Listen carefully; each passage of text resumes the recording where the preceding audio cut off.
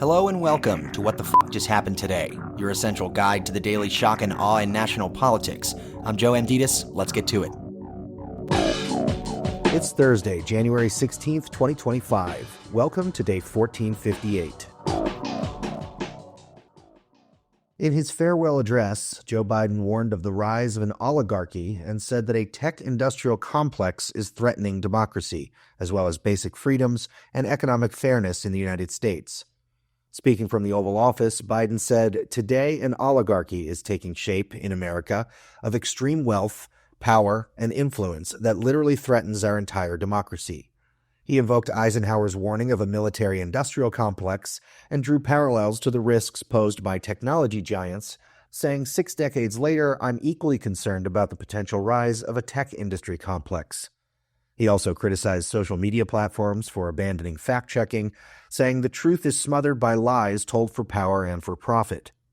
Reflecting on his legacy, he said, "It will take time to feel the full impact of all we've done together, but the seeds are planted." As he prepared to leave office, Biden urged Americans to be the keeper of the flame and to stand guard to protect democracy.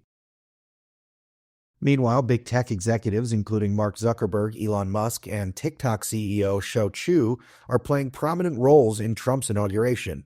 Zuckerberg and other tech leaders are co-hosting high-profile events during Trump's second inauguration, aligning themselves with an administration that could shape policies favorable to their industries. Chew has also been invited as an honored guest, despite the platform facing a ban in the United States, which is set to take effect the day before. Other wealthy tech executives like Peter Thiel and Musk are also throwing exclusive parties, while corporations and donors have contributed millions to Trump's inaugural committee in exchange for VIP access.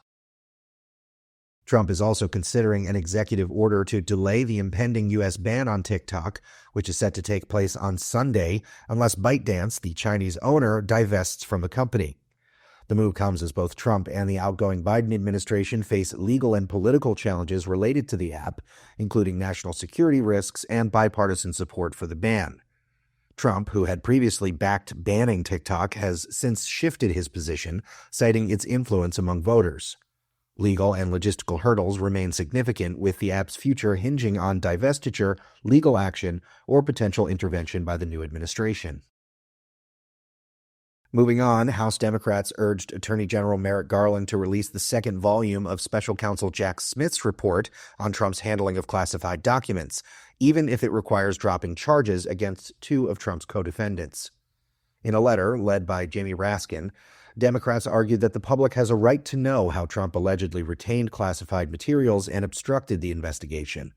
They said dropping the charges against Walt Nauta and Carlos de Oliveira may be necessary, as Trump is expected to end those prosecutions once he gets into office.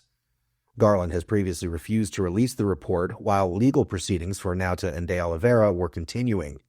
Trump has denied any wrongdoing, and Smith resigned after filing his report, which concluded that Trump committed unprecedented acts to retain classified materials and to subvert the 2020 election. In the House, Speaker Mike Johnson removed Representative Mike Turner as chair of the House Intelligence Committee, citing the need for a fresh start under a new Congress and under Trump. Turner is an advocate for Ukraine aid and has been hawkish on national security policies, and he's clashed with Trump-aligned House conservatives, who pressed for his removal. Turner's support for renewing surveillance powers and his bipartisan approach to committee oversight further alienated hardliners.